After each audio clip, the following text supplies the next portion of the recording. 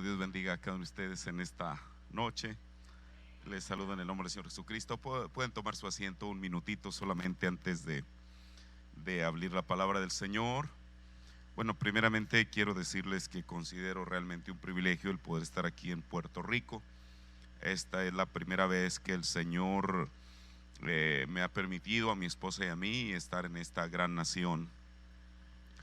Y digo gran nación quizá no por la extensión territorial, sino porque de toda Latinoamérica, México y Puerto Rico compartimos algo. Fueron los únicos países en los cuales un profeta de Dios puso sus pies, hermano, y eso no fue poca cosa. Y bueno, como bien lo estaba diciendo el pastor, el día de ayer tuvimos un tiempo, bueno, hoy también, pero para mí el día de ayer fue un tiempo muy especial porque estuvimos en los lugares donde el profeta de Dios predicó aquí en este país de Puerto Rico. Y para mí pues eso representa demasiado, tan solo estar ahí en el Parque San José. Seguramente ustedes están muy familiarizados con ello. Yo desde hace años usted sabe, a veces uno tiene cierta curiosidad y a mí siempre me da por investigar donde el profeta predicó ciertos sermones. Y hace algunos años, cuando estaba yo investigando los lugares donde él había predicado aquí en Puerto Rico, bueno, el primer lugar que localicé, la referencia era que en el Parque San José. Y usted sabe, pues uno siempre a través del Google Earth, que es una herramienta maravillosa, anda uno tratando de buscar el lugar, de hurgar por ahí. Incluso yo, antes de haber caminado por ese lugar, yo ya lo había hecho virtualmente. Había en Google Earth visto ahí, ya vi las calles que estaban adyacentes. Y ayer el Señor me dio a mi esposa, a mí y a los hermanos que me acompañaron, ese gran privilegio de poder estar ahí.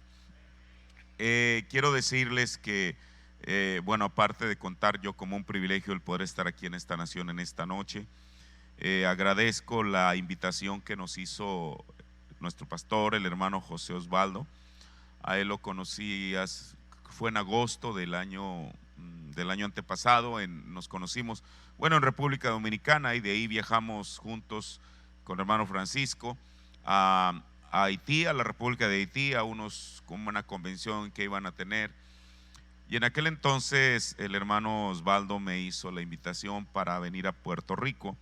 Bueno, de aquí a República Dominicana está realmente muy cerca, pero bueno, yo ya tenía que regresar a México por compromisos que uno tiene pero bueno, en aquel tiempo, a manera de broma, no en broma, yo creo que era en serio, le dije: hermano, si antes de que yo vaya a Puerto Rico, usted vaya a México.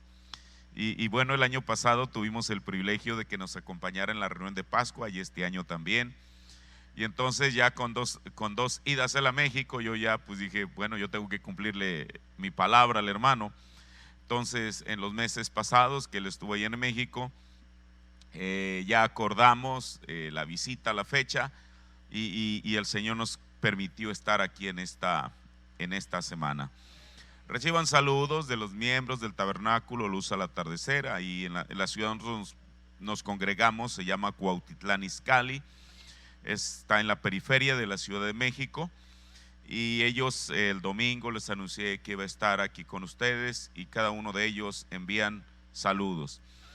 Y para mí, yo entiendo la trayectoria de esta iglesia. Ustedes han sido muy bendecidos al recibir grandes y poderosos mensajes. Y uno muchas veces, cuando va a un lugar, pues uno le pide al Señor: Señor, ¿qué es lo que he de hablar? Usted sabe, la palabra de Dios dice la Biblia que es útil para redarguir, para enseñar, para tantas cosas, ¿verdad? Y yo, dije: ay, Señor, inspírame algo para poder hablarle a tu pueblo, porque yo sé que aquí hay una parte de la novia. Es algo muy maravilloso, hermano, el ver cómo es que Dios en las naciones debajo del cielo, Dios tiene una porción de la novia. Y yo creo que aquí en Puerto Rico Dios también tiene una porción de la novia. Y en esta tarde yo estaba diciendo: Señor, ¿de qué de hablar? Y Él me inspiró un pensamiento que yo espero que, entiendo que voy a estar hablando aquí el fin de semana. Entonces quisiera llevarlo a manera de una serie. Lo que no terminemos hoy lo continuaremos mañana, y lo que no terminemos mañana lo continuaremos el domingo. ¿Está bien? Y nosotros, usted sabe, En esta noche yo quiero hablar sobre el tema, el Evangelio regresando a Israel. Usted sabe, para mucha gente esto a lo mejor es algo desconocido o cada quien lo interpreta a su manera, pero nosotros hoy en día tenemos la palabra profética más permanente, que es el mensaje de la hora. Y el mensaje de la hora nos habla acerca de eso, y yo espero que todos podamos en estos días el recibir la porción que Dios tiene para nosotros referente a ese tema. Antes de orar, si usted pudiera ponerse de pie en respeto a la palabra del Señor, y vamos a tomar una escritura que seguramente usted ya conoce en Romanos, el capítulo 11, que es a donde Pablo, entre otras cosas, se refiere a esto. Romanos 11, 25. Ahora recuerde que Pablo aquí les está hablando a los gentiles. Esto Pablo lo pudiera haber dicho a los hebreos. Yo no sé qué tanto los hebreos lo hubieran entendido, porque él también les dirigió una carta a ellos. Hoy en día los teólogos modernos dicen que no se sabe con certeza quién fue el que escribió la carta a los hebreos. Algunos dicen, bueno, por el lenguaje que se usa pudo haber sido Apolos el que le escribió, pero el hermano Branham nos dijo que fue Pablo, porque fuera de eso no había un hombre tan conocedor de la ley como lo era Pablo. Así que si el profeta dijo que fue Pablo el que escribió esta epístola, bueno, eso yo le pongo punto final. Él fue el que le escribió. Pero mire, Pablo ni siquiera a sus propios hermanos hebreos les reveló este misterio, porque Pablo dice al comenzar que es un misterio. ¿Cuál es el misterio? Vamos a leer Romanos 11, 25. Porque no quiero, hermanos, que ignoréis este misterio, para que no seáis acerca de vosotros mismos arrogantes, que el endurecimiento, mire, aquí en nuestra Biblia en español dice endurecimiento. La versión King James, que era la que el profeta usaba, dice la ceguedad. O sea, la ceguedad en parte ha acontecido en Israel hasta que haya entrado la plenitud de los gentiles. Luego todo Israel será salvo, como está escrito: vendrá de Sión el libertador, que quitará de Jacob la impiedad, y este es mi pacto con ellos cuando quitare sus pecados. Así que cuanto al evangelio son enemigos por causa de vosotros, mas cuanto a la elección de Dios son muy amados por causa de los padres. Vamos a inclinar nuestros rostros, Padre celestial, en el santo y bendito nombre del Señor Jesucristo. Padre celestial, te agradecemos en esta noche, Señor Jesús. Yo te agradezco primeramente el que tú nos permitas estar entre un pueblo tan fino, Señor. Padre celestial, los hermanos con los cuales yo he tenido contacto en estos días, Señor, han sido tan amables con mi esposa y conmigo, Señor. Padre, y eso a mí no me sorprende, Señor, porque yo sé que esa es la obra que tu Espíritu Santo ha efectuado en sus corazones, Padre, porque la novia está hecha de un solo material, Señor, y ese material es tu palabra en nuestros corazones, Señor Jesús. Padre, te ruego ahora que tú bendigas la lectura de tu palabra, que tú bendigas a tu pueblo en esta noche, Señor, y que tu palabra pueda salir con libertad y que pueda Dios edificarnos a todos, Señor. Gracias, Padre, en el nombre del Señor Jesucristo. Amén. Tome su asiento. En esta noche, le digo yo, o en estos días quisiera hablar sobre este tema que le he puesto por título: el Evangelio regresando a Israel. Mire, todos sabemos que la palabra de Dios, ella camina en continuidad. Todo lo que Dios ha dicho en su palabra es exactamente la verdad. Pablo, aquí en la escritura que acabamos de tomar en Efesios, se refiere a uno de los 10 misterios en los cuales hablan sus epístolas. Si usted lee todas las epístolas de Pablo, Pablo menciona 10 veces la palabra misterio, refiriéndose a cosas que estaban ocultas y que iban a ser reveladas. Él habla en 10 ocasiones habla de esto. Pero aquí en la escritura que acabamos de tomar en esta noche, Pablo habla de un misterio específico, porque no quiero que ignoréis, hermanos, acerca de este misterio. Y luego él dice que es acerca de la ceguedad de Israel, pero no para siempre, sino por un determinado tiempo. Ahora, Pablo habla acerca de este misterio que sería revelado a la novia del tiempo del fin por el séptimo ángel. En el sermón, señores, esta es la señal del fin, predicado el 30 de diciembre del 62, en el párrafo 246, dice el profeta: ahora el siguiente misterio, recuerde, en párrafos previos a este párrafo que yo le voy a leer, él está hablando y dice que el séptimo ángel, una de las cosas que haría sería atar los cabos sueltos que dejaron los reformadores a través de las edades. Pablo en Romanos nos habla que eso era un misterio, el misterio del endurecimiento o de la ceguedad de Israel en parte. Ahora, Pablo realmente ahí apenas deja entrever el misterio, pero nosotros hoy en día, a través del mensaje, podemos ver el cuadro completo. Pablo solamente recorrió un poquito la cortina para que nosotros pudiéramos mirar de aquel lado y ver que allá había algo.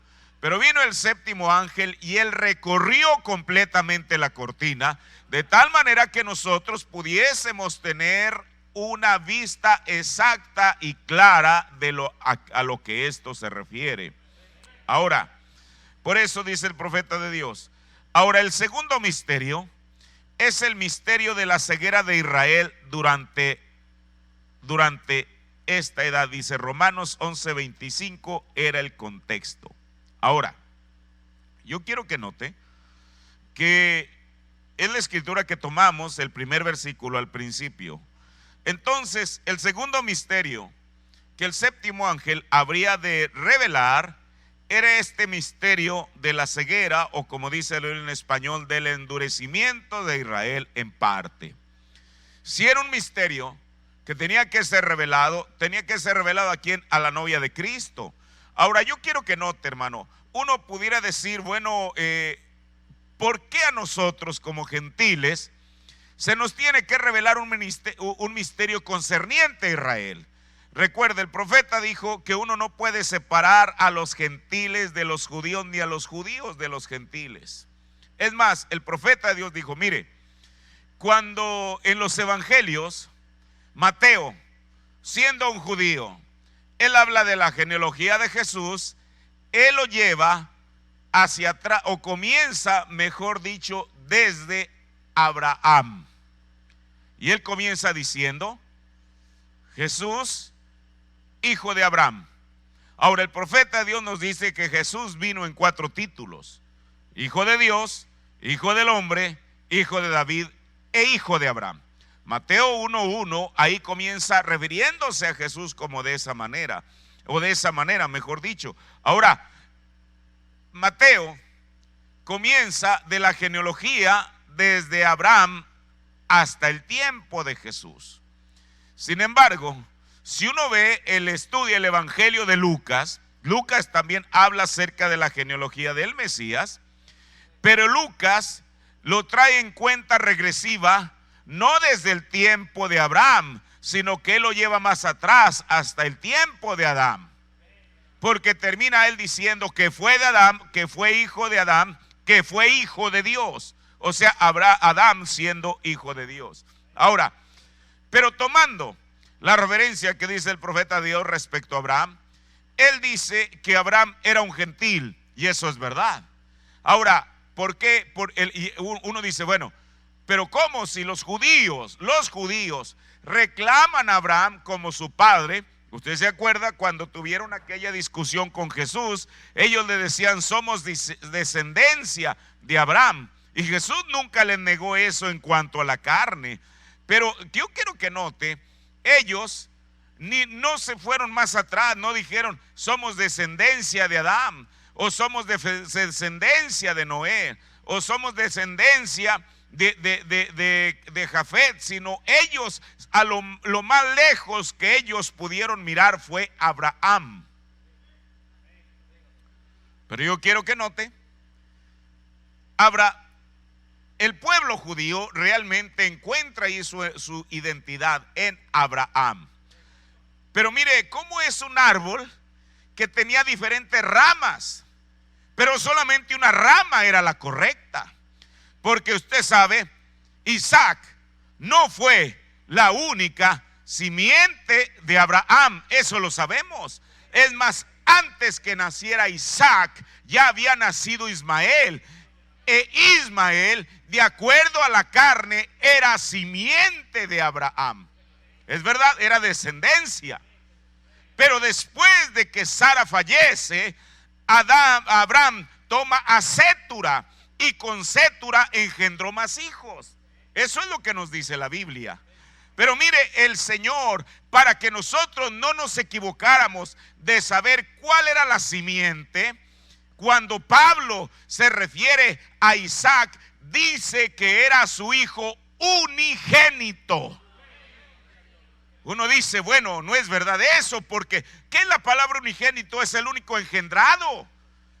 Entonces Dios se equivocó. Claro que no.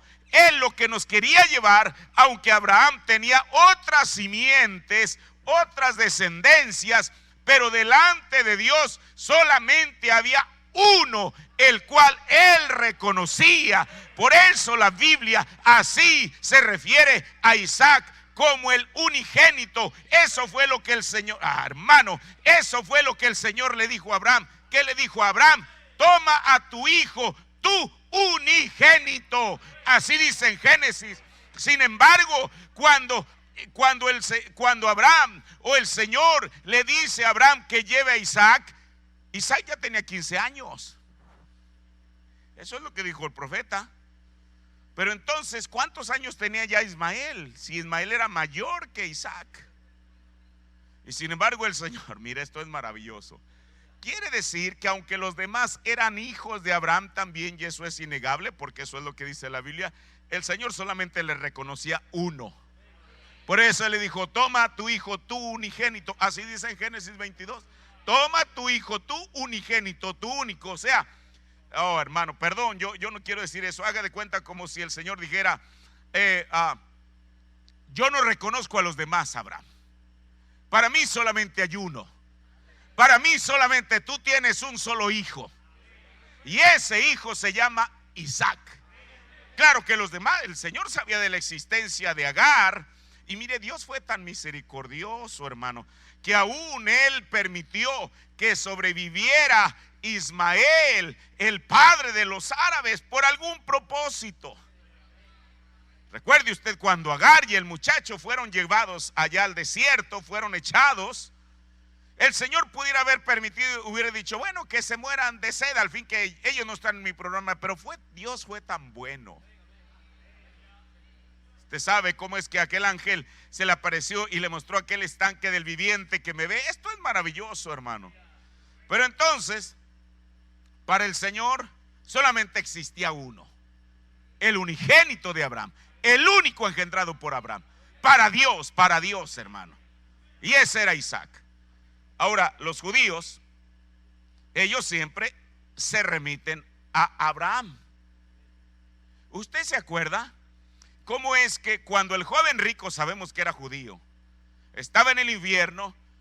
Mire, él pudo haber visto no sé a cuántos allí, pero él solamente, no que era el único que haya reconocido, pero fue el único con el cual él se identificó y dijo, Padre Abraham. Quizá ahí pudo haber estado Isaac, pudo haber estado Jacob, todos aquellos santos del Antiguo Testamento, pero él solamente como judío encontró su identidad en Abraham. Pero aquí lo maravilloso es esto, hermano. ¿Dónde comienzan los judíos? Mire, la palabra hebreo aparece en Génesis y la palabra hebreo quiere decir el que viene del otro lado. Porque Abraham venía del otro lado de aquellos ríos. ¿Sabe usted por qué? Porque la Biblia dice que Abraham vino de Ur de los Caldeos. ¿Es verdad? Esteban en el libro de los Hechos dice que el Señor le apareció a Abraham estando en Mesopotamia. ¿Es verdad? Entonces, el profeta de Dios nos dice que realmente Abraham venía de Babilonia. Dijo, Abraham era un adorador de ídolos, Usted no piense que Abraham nació siendo un creyente, no. Él nació, bueno, esto lo dice el profeta en el sermón, en la serie de Israel en la iglesia, dice que Abraham venía de Ur de los Caldeos, o sea, Abraham venía de Babilonia. Cuando Abraham nació, cuando Abraham creció, cuando llegó a su edad, quizás su juventud, él fue criado. Ahora, mire, esto es tremendo, hermano. Fue criado de entre la mera capital de la idolatría. El profeta nos dice que Abraham era un idólatra antes de haber creído en el Señor. Y Dios, de esa confusión de Babilonia en la cual Abraham estaba, Dios, por gracia, Él escoge a Abraham. Y la Biblia dice que solamente fue Abraham al que el Señor le habló y le dijo: sal tú de tu tierra y de tu parentela a la tierra que yo te mostraré. Yo quiero que note, esto es tremendo. Mire, el profeta dice que el llamado era para Abraham, pero Abraham llevó a su padre junto con él y a Lot junto con él. Usted dice, bueno, pero ¿qué de Sara? El hermano Branham dijo que Sara y Abraham eran uno. Por eso, cuando Sara se rió en la cara de Elohim, de Dios mismo, dijo el profeta, y cuando él le dijo: ¿por qué se rió Sara tu mujer? Y Sara lo negó, dijo el hermano Branham: Sara estaba haciendo a Dios un mentiroso, porque el Señor le había dicho: ella se está riendo, y ella dice: no, no me ríe. Entonces, ¿quién está diciendo verdad? Dios estaba diciendo verdad.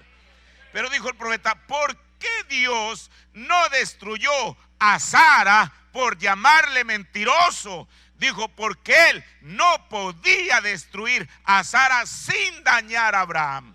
Dijo él: porque Abraham y Sara eran uno. Así que cuando Dios le dijo a Abraham: sal de tu tierra y de tu parentela, automáticamente estaba llamando a Sara junto con él. Pero Lot y Tare, el papá de Abraham, eran, como dicen en México, harina de otro costal. El Señor nunca le dijo: llévate a tu sobrino y a tu padre. Por eso dijo el profeta: Dios no pudo bendecir a Abraham hasta que su papá se murió y hasta que Lot se separó. Ahora, estamos en Abraham. Abraham, él era gentil, porque él venía de Babilonia. Eso es lo que dice el profeta de Dios. ¿Por qué estoy diciendo esto? Porque entonces el profeta de Dios dice que los judíos provienen de los gentiles. ¿Qué le parece? Yo sé que, bueno, los judíos lo van a tener que reconocer. O sea, los judíos provienen de nosotros.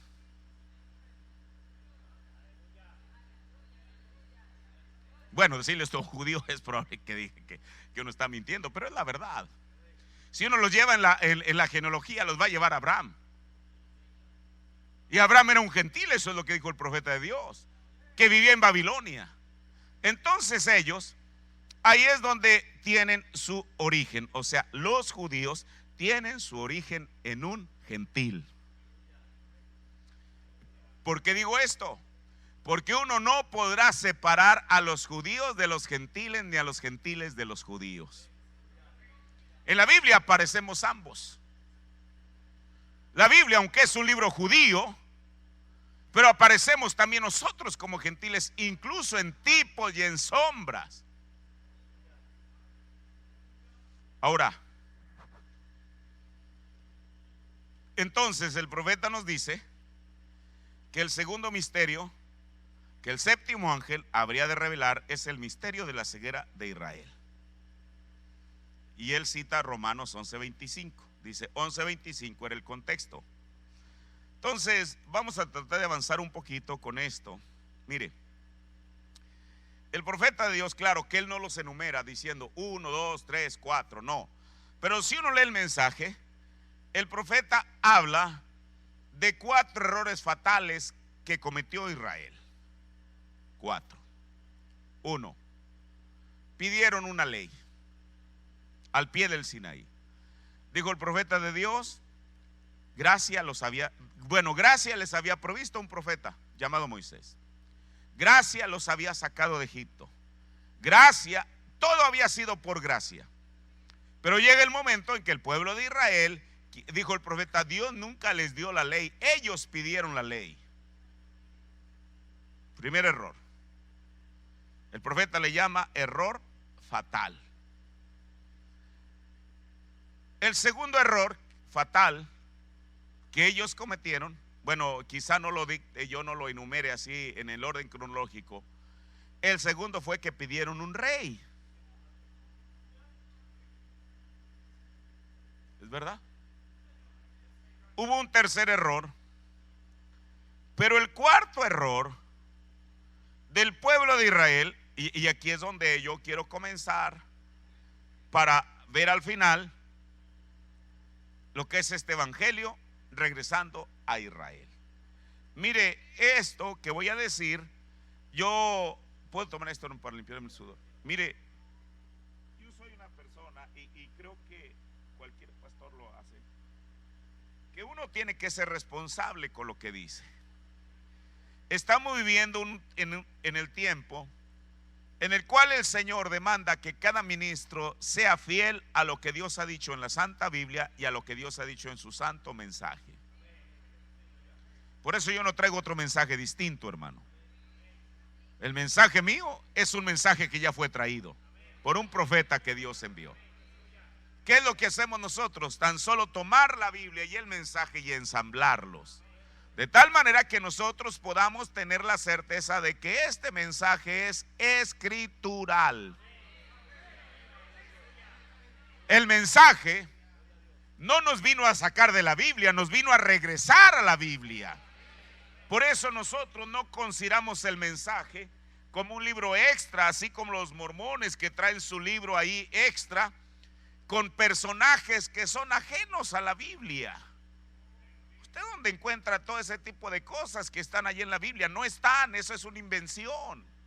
Pero Dios, el mensaje que nos envió está sacado de esta Biblia. Este mensaje es la Biblia revelada. Por eso, hermano, yo lo voy a decir y lo digo con respeto. Nadie, absolutamente nadie, podrá entender ni aplicar la Biblia correctamente si no lo está viendo a través de la lupa del mensaje. ¿Entiende lo que es una lupa? Esa es la única manera, hermano, que nosotros podemos tener la certeza de poder dar en el blanco. Ahora, el profeta nos dice que el cuarto error de Israel fue cuando ellos rechazaron a su Mesías. Porque de ahí es donde vamos a partir. Porque recuerde, Pablo dice en Romanos, el misterio del endurecimiento de Israel. Ya vimos que el profeta lo llama de la ceguera o ceguedad de Israel. Bueno, pero ¿por qué? Mire, Jesús en Mateo 23, al menos 3 o 4 veces, Jesús se refiere a ellos como guías ciegos. Así les dice. En inglés dice líderes ciegos. ¿Por qué? Porque ellos eran los que estaban supuestos a guiar al pueblo. Por eso él bien se los dijo: si un ciego guía a otro, ambos van a caer en el pozo. Ahora, Jesús no dijo eso por defender a la audiencia. Jesús dijo eso porque él sabía de lo que estaba hablando. Él sabía. Mire, por eso él, en San Juan 10, cuando él habla de las ovejas, él dijo: pero yo tengo otras ovejas que no son de este redil. Recuerde, cuando Jesús comisiona a sus discípulos en Mateo, el capítulo 10, él les dice que vayan, que no vayan ni por caminos de gentiles ni ciudades de samaritanos, sino que vayan ¿a quién? A las ovejas perdidas de Israel. Cuando la mujer sirofenicia se aborda a Jesús, pero lo aborda en la manera equivocada, porque ella grita y le dice: Hijo de David, ten misericordia de mi hija que yace gravemente enferma. El profeta dice que Jesús la ignoró, porque ella no lo estaba abordando a él en la manera correcta. Dijo: porque para ella él no era hijo de David, que es rey, para ella era su Señor. Si usted nota, cuando la mujer cambia su estrategia y en vez de repetirle hijo de David le dice Señor, es cuando Jesús se voltea para atenderla. ¿Es verdad? Y entonces, pero antes de eso, mire, a sus discípulos les dijo que fueran solo a las ovejas perdidas de Israel.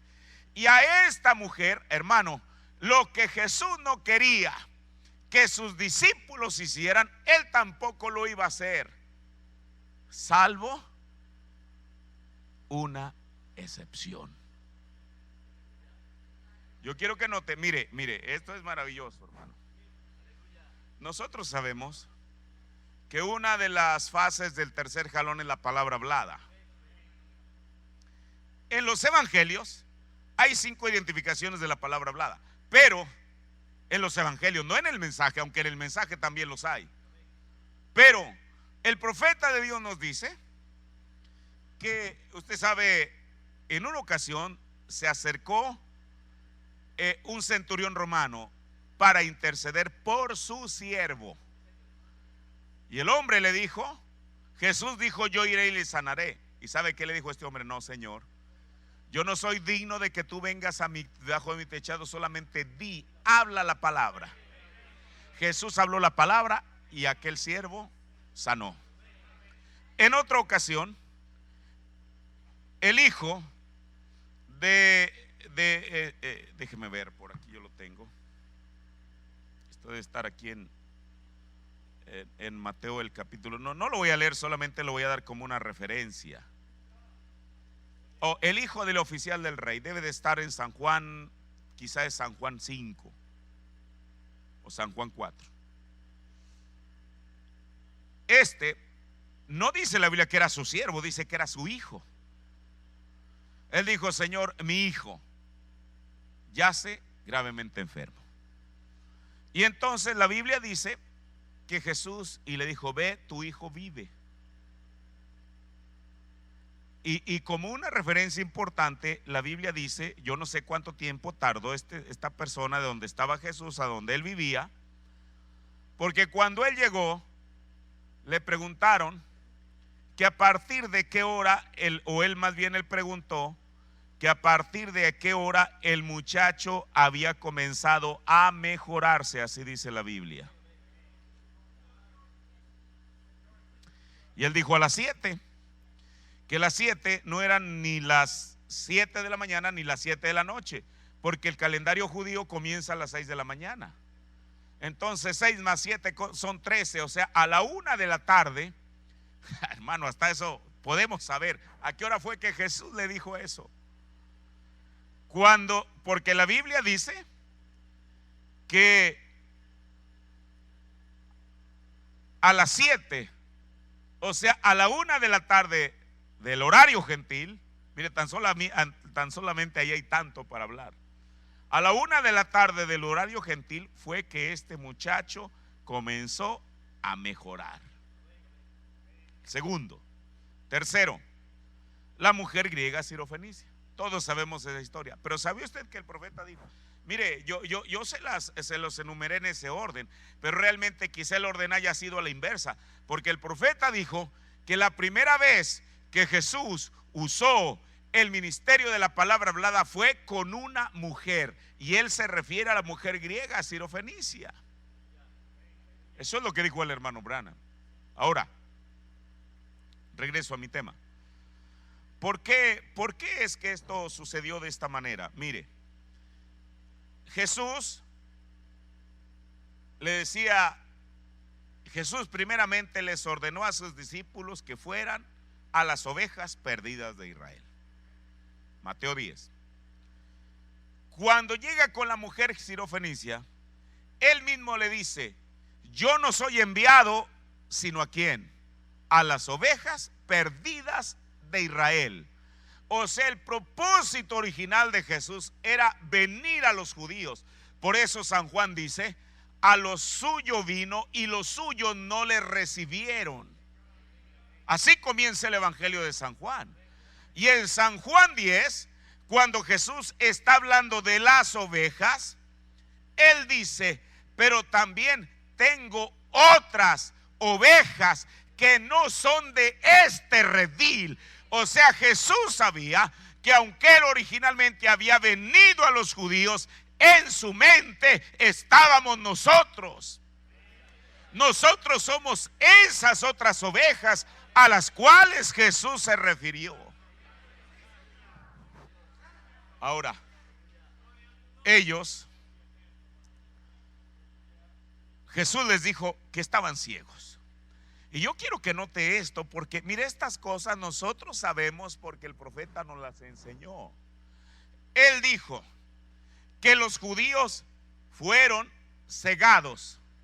Entonces, ellos, Jesús les dijo que estaban ciegos, pero fueron cegados a propósito. ¿Por quién? Por Dios. Bueno, ¿y para qué fueron cegados a propósito? Para que nosotros pudiéramos tener una oportunidad. Pero si usted nota, en todas las edades de la iglesia, desde Éfeso hasta la Odisea, solamente en una edad es en la cual el Señor se dirige a esa iglesia y le llama ciega. La Odisea. ¿Por qué?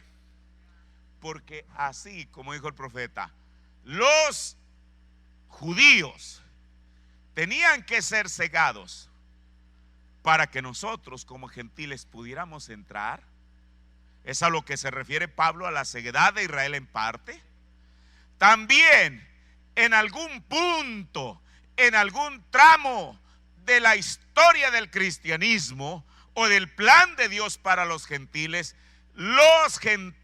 tendrían que ser cegados para que el evangelio regrese a los judíos. Mire, y ahorita vamos a ver. Ahora, al decir a los gentiles, bueno, nosotros somos gentiles, pero mire, porque yo le voy a decir algo. Ciertamente los judíos fueron cegados, pero en Pentecostés el Señor les dio una oportunidad. Ahorita lo vamos a ver en la Biblia. Mire, entonces los judíos rechazan a su Mesías. Ese fue el cuarto error que cometió Israel. Le voy a leer del sermón El propósito sextuple de la visita de Gabriel a Miguel Párrafo 54 al 56. Dice el profeta de Dios: ahora oigan atentamente. Vamos a San Mateo 24. Y aquí es donde Israel cometió su error fatal. Aquí es donde cometió su último pecado y la razón por la cual está en la condición de hoy. O sea, la condición. Ahora, mire, yo no me refiero a Israel como nación, porque mire, aún con todo y eso, la mano de Dios está con ellos. Yo no estoy tratando de degradar a Israel, solamente estamos hablando aquí de la condición espiritual. Ahora, después de todo, yo estoy leyendo lo que dijo el profeta, y como dijo el profeta, si yo digo lo que él dice, yo no soy responsable, el responsable es él. Eso es lo que dijo el profeta de Dios. ¿Sabe qué? Por eso yo no quiero tomar una responsabilidad sobre sí mismo al decir lo que yo pienso. No, yo tengo que decir lo que Dios ya dijo. Y eso a mí me libera de toda responsabilidad. Ahora, oigan atentamente, vamos a San Mateo 24. Y aquí es donde Israel cometió su error fatal. Aquí es donde cometió su último pecado. Y la razón por la cual está en la condición hoy. Dice Mateo, el capítulo 27 del Evangelio de San Mateo y el versículo 25, capítulo 27. Comencemos con el versículo 21. Y aquí el profeta va a leer esa escritura. Y dice: y respondiendo el gobernador les dijo: ¿a cuál de los dos queréis que os suelte? Aquí había dos, Jesús o Barrabás. ellos tenían que escoger a uno de los dos. No podían escoger a los dos al mismo tiempo, tenía que ser uno. Y ellos dijeron a Barrabás. Y dice el profeta, ahora recuerden, ese es Israel. A Barrabás.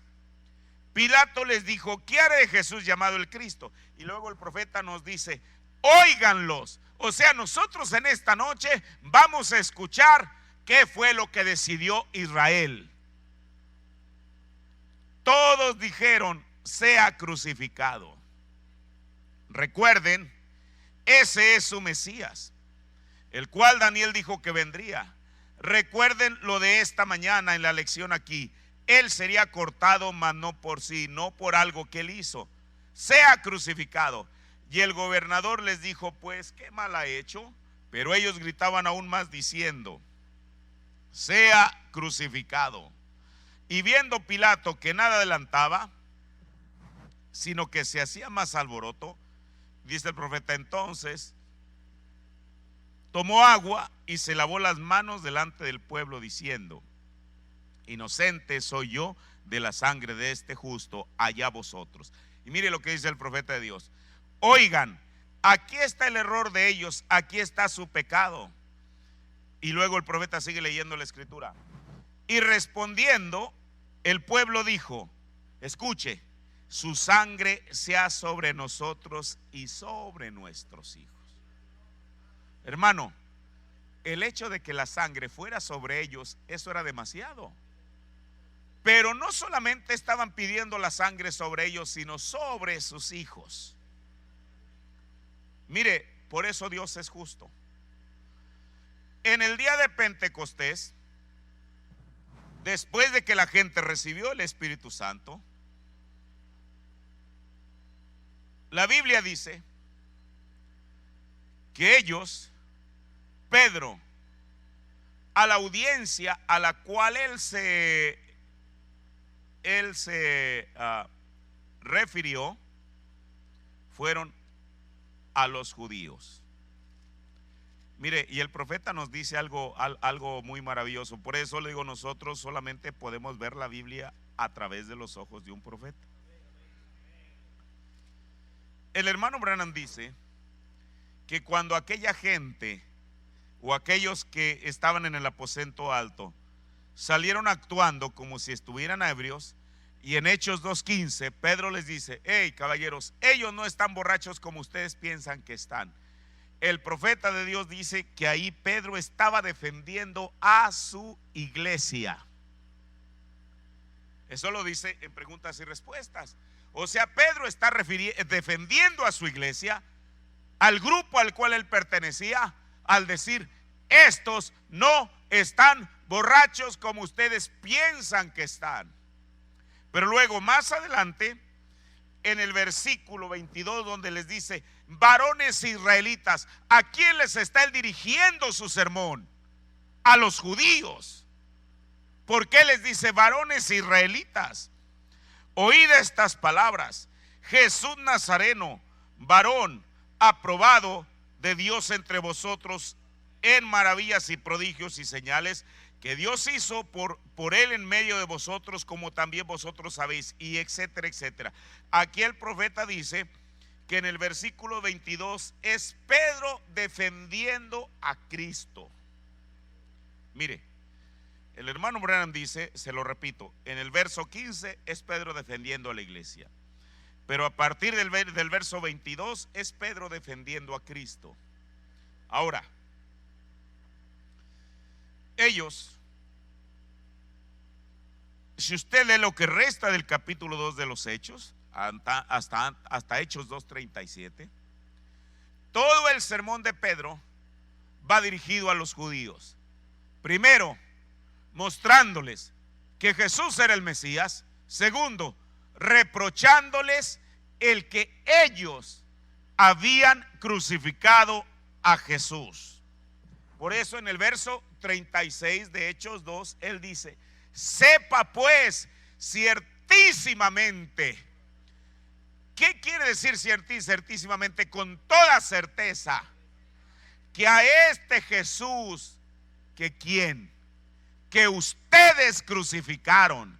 Eso a mí me enseña que quizá aquellos mismos que habían dicho en Mateo 27, crucifíquenle, eran los mismos que estaban en Hechos 2, porque eso es lo que Jesús les dice: ustedes crucificaron a Jesús.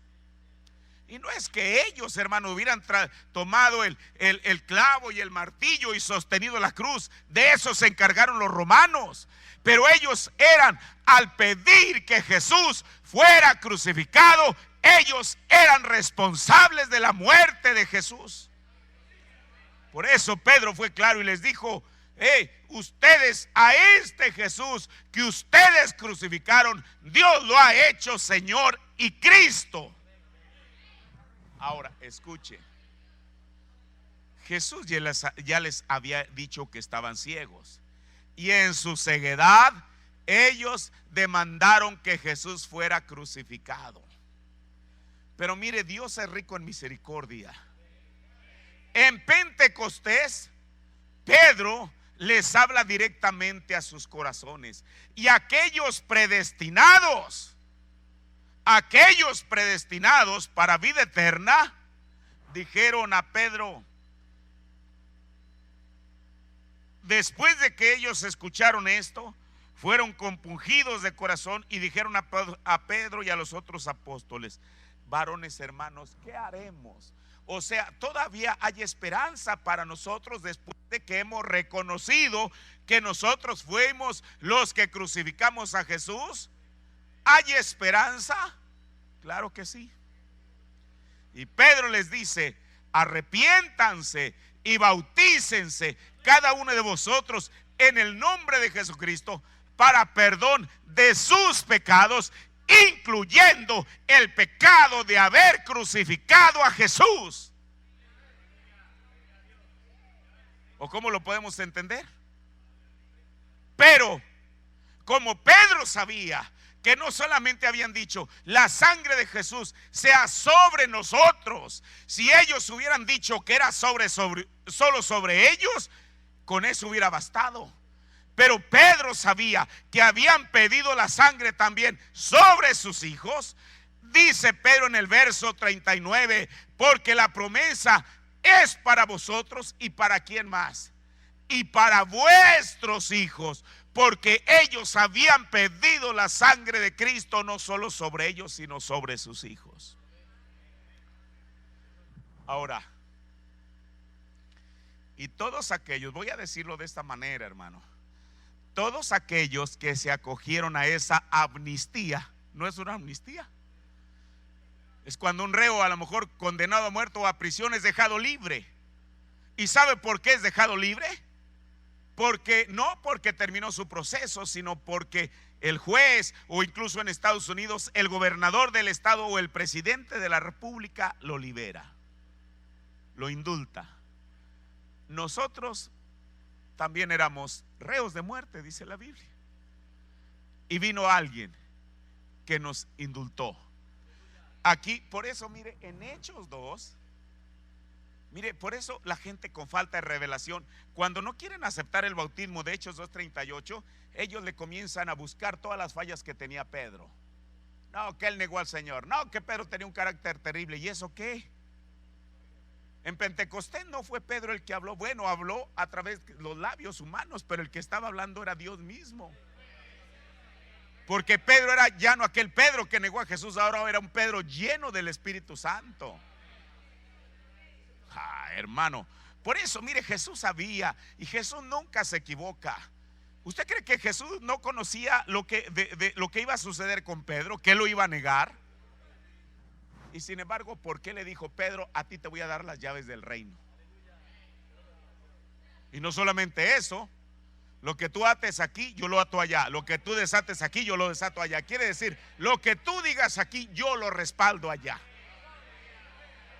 Es más, el profeta dice, escuche lo que dice el profeta en Hebreos. Dice: aun si Pedro les hubiera dicho: pónganse de cabeza para que reciban el Espíritu Santo, dijo, lo hubieran recibido. Porque Jesús había empeñado su palabra con Pedro. Entonces aquí no era un hombre hablando, era Dios hablando. Esto es maravilloso, hermano. Por eso, a través de Pedro, el Señor les otorga un indulto o una amnistía para que fueran escuche, pero solamente aquellos que se acogieran a eso. El que no aceptara eso, bueno, es asunto de él, pero tampoco Dios no tiene ningún compromiso con él. Él está ofreciendo esta amnistía, este indulto. Pedro sabía y él se los dijo: ustedes mataron a Jesús. Ellos dijeron: sí, lo reconocemos, nosotros lo hemos matado, pero ¿qué podemos hacer? Pedro sabía que ellos habían pedido la sangre sobre ellos y sobre sus hijos. Por eso la amnistía cubría a sus hijos también, pero solo de aquellos que aceptaban lo que Pedro estaba diciendo. Eso es lo que la Biblia dice.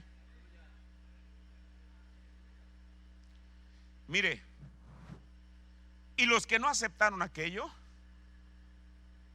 porque ahí en Pentecostés, no cree usted que toda la nación judía aceptó esto, pero los que no aceptaron aquello fueron de mal en peor y Dios se apartó de ellos. Y esto lo vemos en el libro de los Hechos, en Hechos capítulo 13 verso 45. Aquí ya no es Pedro, aquí es Pablo y Bernabé. Hechos 13, 45. Mas los judíos, visto el gentío, se llenaron de celo y se oponían a lo que Pablo decía. Mire, aquí hay dos palabras claves. Dos. Mas los judíos, visto el gentío, llenáronse de celos y se oponían a lo que Pablo decía. Una, contradiciendo, y dos, blasfemando. En el verso 46 dice: entonces Pablo y Bernabé, aquí están los dos todavía, usando de libertad, dijeron: a vosotros a la verdad era menester que se os hablase la palabra de Dios, mas pues que la desecháis y os juzgáis indignos de la vida eterna, he aquí nos volvemos a quienes, a los gentiles. Mire, aquí no era Pablo o Bernabé dejándose llevar por un momento de coraje o usted sabe, por el carácter de ellos, porque los judíos estaban contradiciendo y blasfemando, sino que cuando ellos dicen, inspirados por el Espíritu Santo, nos volvemos a los gentiles, ¿qué es volverse? Es desviarse hacia los gentiles. Ahí el Señor estaba diciendo que ahora el evangelio, por eso Él les dice que ellos mismos se juzgaron o se consideraron indignos de la vida eterna. Dice, entonces ahora el Espíritu Santo dice a través de ellos, nos volvemos a los gentiles. Hermano, ahí es donde la puerta se comienza a abrir para nosotros. Sigue la Biblia diciendo: porque así nos ha mandado el Señor. Y mire, esta escritura Pablo la toma del libro del profeta Isaías. Porque así nos ha mandado el Señor diciendo: te he puesto para luz de los gentiles, para que seas salud hasta lo postrero de la tierra. ¿Qué luz? La Biblia dice que Jesús en su diestra tenía 7 estrellas. ¿Es verdad? La primera estrella que estaba en la diestra de Jesús era Pablo. Aquí Pablo está tomando, mire, yo creo que él fue inspirado por el Espíritu de Dios. ¿Por qué? Porque dice: te he puesto para luz de los gentiles. O sea, Pablo había de reflejar la luz del sol, la cual es Jesucristo. Se iba a reflejar en Pablo para que él fuera luz para los gentiles. Pero aquí está algo muy importante, hermano. Para que seas, la versión antigua dice salud, la versión 60 dice para que sea salvación a lo postrero, a lo último de la tierra. Hermano, parecía que eso era mucho, ¿no? Como decir, oiga, me quiere decir que si yo no sigo a ese individuo llamado Pablo, entonces no tengo salvación. Bueno, eso es lo que Isaías dijo. Pablo, mire, y Pablo tomó esa escritura no porque él quisiera adjudicársela, sino porque él sabía por revelación lo que esa escritura significaba. Cómo Pablo pudo encontrar su posición en las escrituras. Entonces, el Señor lo había puesto para dos cosas: para luz, para que guiara el camino, y segundo, para salvación hasta lo postrero, hasta lo último de la tierra. ¿Y sabe una cosa? Los judíos seguramente se enojaron, pero dice el siguiente versículo: y los gentiles, o sea nosotros, pero los de aquella edad, oyendo esto, fueron gozosos y glorificaban la palabra del Señor. ¿No es esto maravilloso? Porque ellos entendieron que Dios tuvo que sacrificar a su propio pueblo para que nosotros como gentiles pudiésemos entrar. Hermano, Dios aquí en Canóvanas tuvo que sacrificar a mucha gente para que ustedes pudieran entrar. En Puerto Rico, Dios tuvo que pasar por alto a mucha gente para que ustedes pudieran entrar.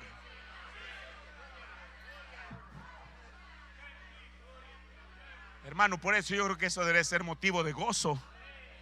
Por eso los gentiles cuando escucharon eso, fueron gozosos y glorificaban la palabra del Señor. Y termina diciendo: y creyeron todos los que estaban ordenados, aquellos que el Señor vio desde antes de la fundación del mundo, aquellos que estaban ordenados para vida eterna. Y en el verso 49 dice: y la palabra del Señor era sembrada por toda aquella provincia. O sea, el mensaje de Pablo tenía que salir y solo la simiente predestinada iba a responder.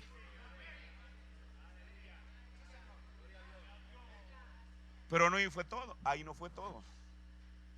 Los judíos seguían rechazando el mensaje de Pablo, y en Hechos 18:6 dice, recuerde, en Hechos 13:45 hubo dos detonadores, voy a llamarlos así, por los que el Señor decidió dejar a los judíos y volverse a los gentiles, que ellos contradecían y blasfemaban. Por eso dice la Biblia: mas los judíos, viendo al gentío, se llenaron de celo y se oponían a lo que Pablo decía, contradiciendo y blasfemando. Ahora mire lo que dice en Hechos 18:6. Mas contradiciendo y blasfemando, otra vez aparecen las dos mismas palabras, pero ahora en Hechos 18:6. Ellos, o sea los judíos, les dijo, aquí ya no es Pablo y Bernabé, aquí es Pablo identificándose como el mensajero de la hora. Les dijo, sacudiendo sus vestidos: vuestra sangre sea sobre vuestra casa, yo limpio, desde ahora me iré a los gentiles.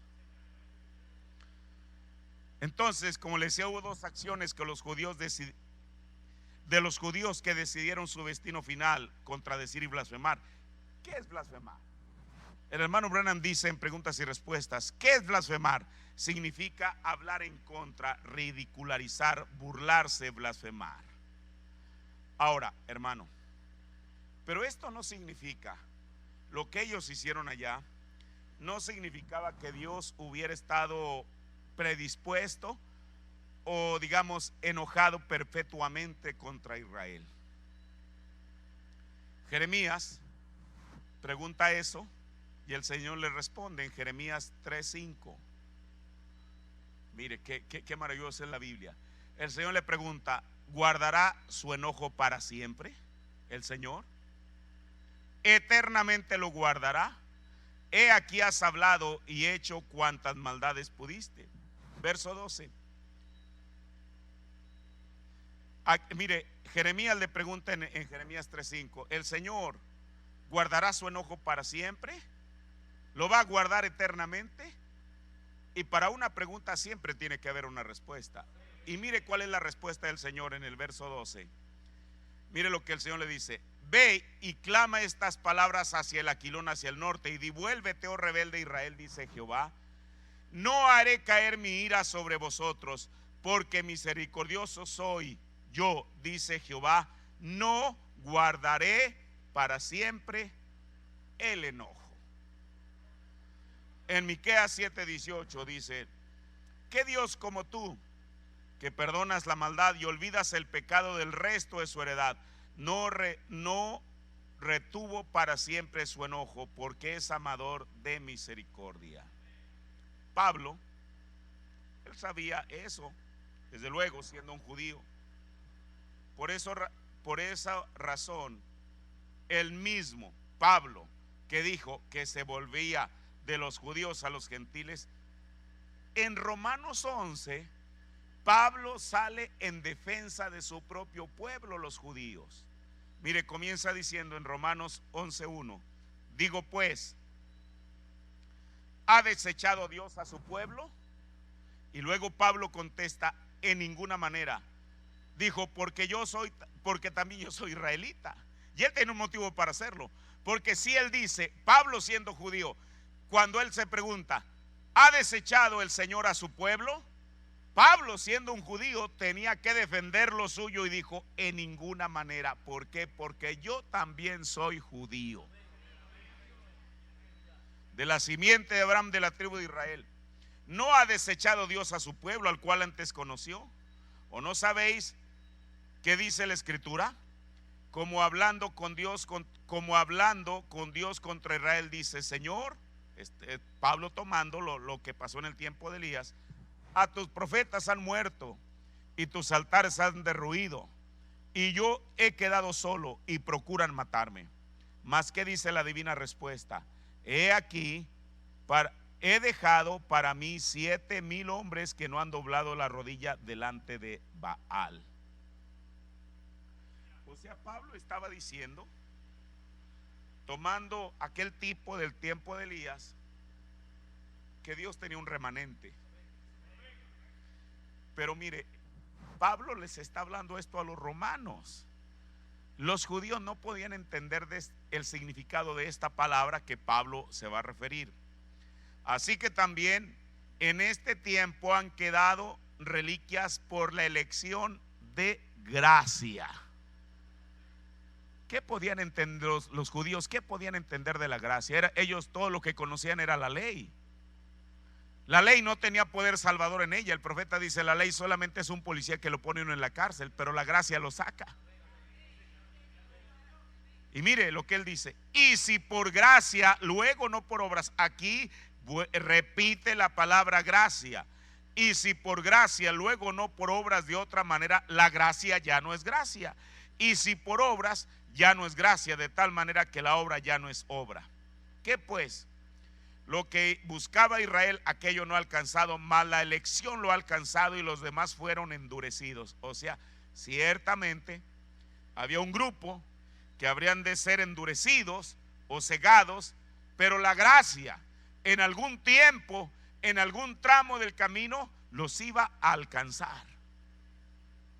Como está escrito: Dios les dio espíritu de remordimiento, ojos con que no vean y oídos con que no oigan, hasta el día de hoy. Y David dice: séales vuelta su mesa en lazo y en red, y tropezadero y en paga. Sus ojos sean oscurecidos para que no vean, y agóbiele siempre el espinazo. Ahora mire, Pablo cita al profeta Isaías cuando se refiere al endurecimiento o ceguedad de Israel en Pablo. Voy a leerle Isaías 59, 20 y 21. Dice: y vendrá el Redentor a Sión, y a los que volvieron de la iniquidad en Jacob, dice Jehová. Y este será mi pacto con ellos, dijo Jehová: el espíritu mío que está sobre ti, y mis palabras que puse en tu boca no faltará en tu boca, ni de la boca de tu simiente, dijo Jehová, ni de la boca de la simiente de tu simiente, desde ahora y para siempre. Ahora mire, Pablo, teniendo una revelación clara del plan de Dios para los judíos, él habla acerca de este Redentor, y vendrá el Redentor a Sión. Pero eso no significaba que Dios fuera a estar enojado completamente o perpetuamente con Israel. Entonces, Pablo estaba hablando de esto. Ahora mire, ya para terminar, hasta aquí podemos entender que el Señor permitió que su pueblo, su propio pueblo Israel, fuera cegado con un propósito. ¿Y cuál era el propósito? De que nosotros pudiéramos entrar al plan de Dios.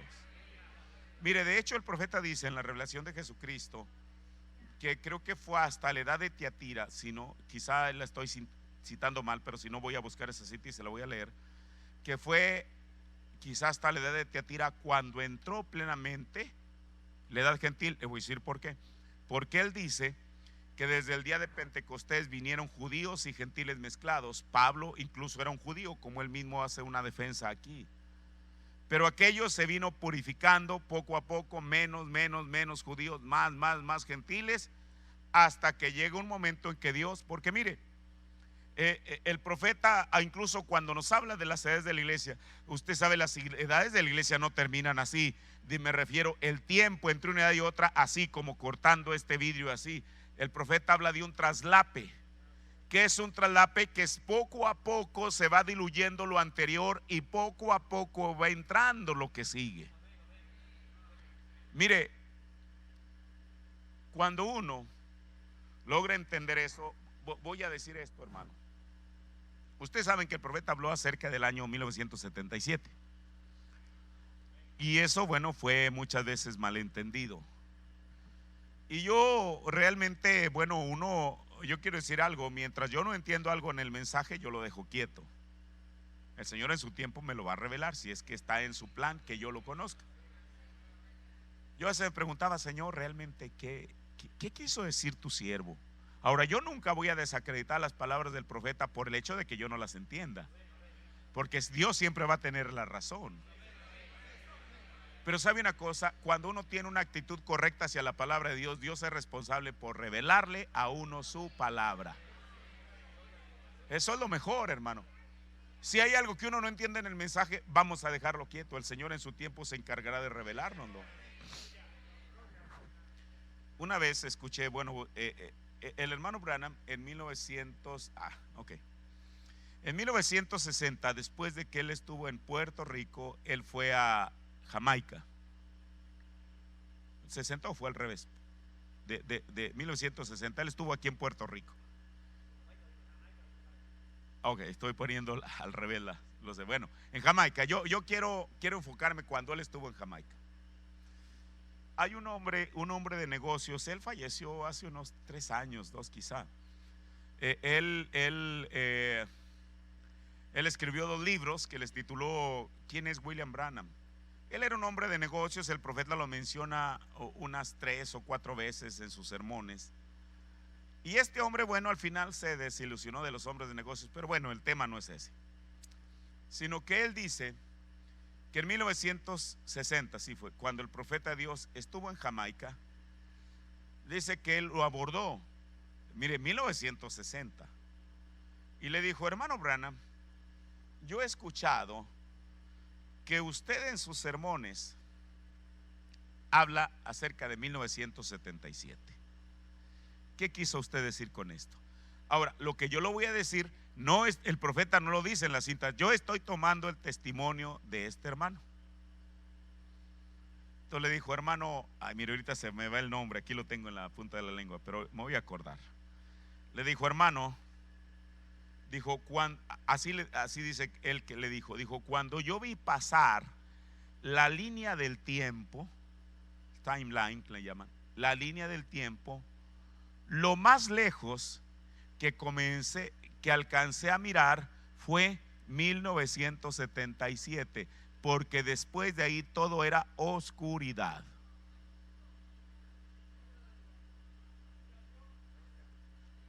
Mire, y eso tiene un respaldo en la escritura, porque Isaías 60 cuando habla, levántate y resplandece, porque ha llegado tu luz. Por otro lado, ahí mismo dice, porque oscuridad, en inglés dice densa oscuridad, vendrá sobre la tierra. Entonces, hermano, y mire, esto tiene una base también. Cuando el profeta habla de las 7 edades de la iglesia, cuando él las dibujó en su propio tabernáculo, dibujó 7 círculos.